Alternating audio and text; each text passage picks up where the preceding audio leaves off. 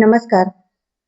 हा माझा बोलण्याचा पहिलाच व्हिडिओ आहे आणि हा व्हिडिओ करण्याचं कारण म्हणजे गणपती पूजन आणि हरितालिका ही एकाच दिवशी आलेली आहे. त्यामुळे बऱ्याच स्त्रियांना कन्फ्युजन आहे की नक्की व्रत कधी करायचं आणि केलं तर ते व्रत कधी सोडायचं.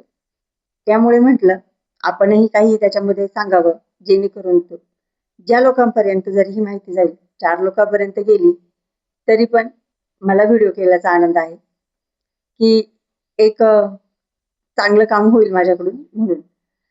आणि मी आता हरितालिकेचे पूजन आणि हरितालिका ही गणपती गणपती पूजनाच्या आदल्या दिवशी म्हणजेच तृतीयाला येते. पण ह्या वर्षी तृतीयाला जरी ती चालू झाली असेल तरी तिची समाप्ती ही गणपती पूजन चतुर्थीला होते.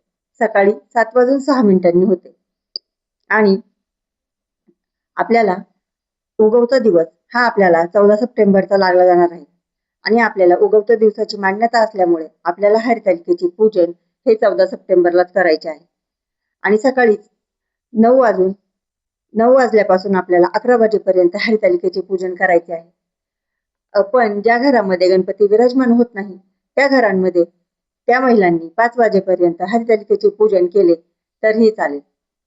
आणि असं नाही की आपल्याला ज्या दिवशी आपण हरतालिकेचे पूजन करतो, गणपतीचे पूजनही त्याच दिवशी करायचं आणि आपण संध्याकाळच्या हरतालिकेचे विसर्जन करतो, असं करायचं नाही. आपल्याला हरतालिकेचे पूजन हे गणपती पूजनाच्या दिवशी करून आपल्याला हरतालिकेचे विसर्जन हे दुसऱ्या दिवशी सकाळी गणपतीची आरती झाल्यानंतरच आपल्याला हरतालिकेचे विसर्जन उद्यापन करायचे आहे. हरितालिका व्रत हे निर्जली असते.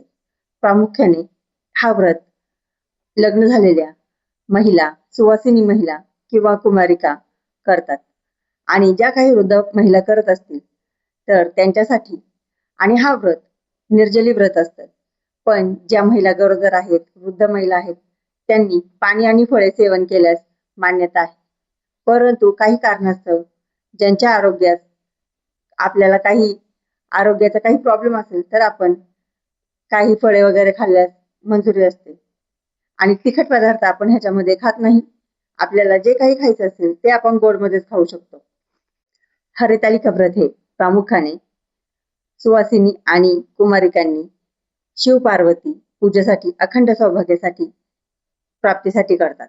आपल्याला या दिवशी लवकर उठून आपल्याला सुंदर असं स्नान करून नवीन कपडे घालून आपल्याला वाळू किंवा शुद्ध मातीपासून गणपती, माता पार्वती आणि भगवान शिव यांची मूर्ती तयार करून घ्यायची आणि त्यांचं पूजन विधीप्रमाणे करून घ्यायचं.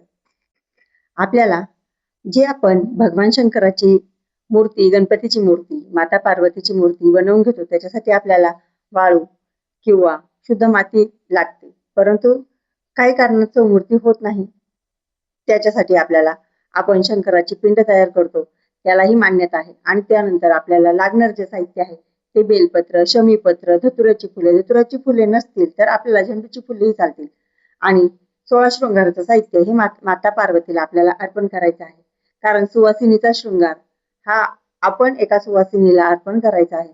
आणि त्यानंतर हरितालिकेचे पूजन करून घ्यायचे. आणि हरितालिकेचे पूजन करताना आपल्याला हरितालिका व्रत कथा ही ऐकतच हरितालिकेचे आपल्याला पूजन करायचे आहे आणि आपले व्रत पूर्ण करायचे आहे. या दिवशी महिलांना निळा कलर, काळा कलर आणि पांढरा कलर आपल्याला घालू नये किंवा ते अशुभ मानलं जातं. एक सुवासिनीचं व्रत असल्यामुळे आपल्याला लाल कलरची, हिरव्या कलरची, पिवळा कलर, भगवा कलर, जो आपल्याकडे दुसरा कलर घरामध्ये असेल त्या कलरचे आपण साड्या घालू शकतो, कपडे घालू शकतो. पण काळा, पांढरा आणि निळा कलर आपण घालण्याचं टाळावं, ते अशुभ मानलं जातं.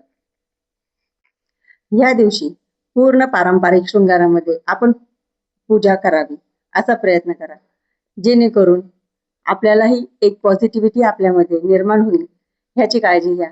आणि असेच व्हिडिओ आवडल्यास लाईक करा, शेअर करा, सबस्क्राईब करा. आणि काही माहिती तुम्हाला हवी असेल किंवा काही माहिती तुम्हाला माहिती असेल तर ती माझ्यापर्यंत पोहोचवण्याचा नक्की प्रयत्न करा. काही प्रश्न असेल ते मला विचारा, मी तुम्हाला नक्की सांगण्याचा प्रयत्न करेल.